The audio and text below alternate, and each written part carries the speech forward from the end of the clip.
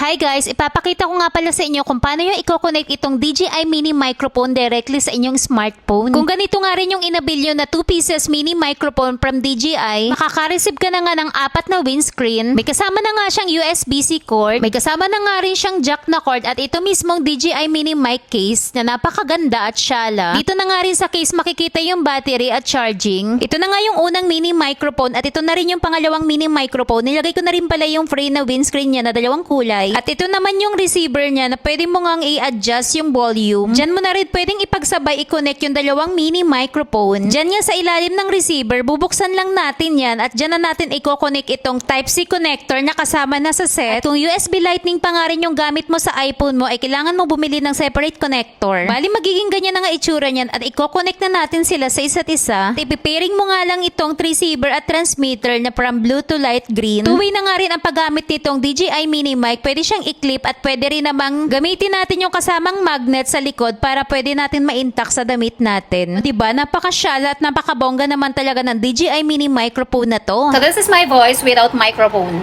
Ayan. Ipakinggan nyo na lang kung naririnig nyo yung noise ng fan ko. Ipapakita ko naman sa inyo kung makakancel niya ba yung noise ng fan. So ito yung transmitter. Ayan.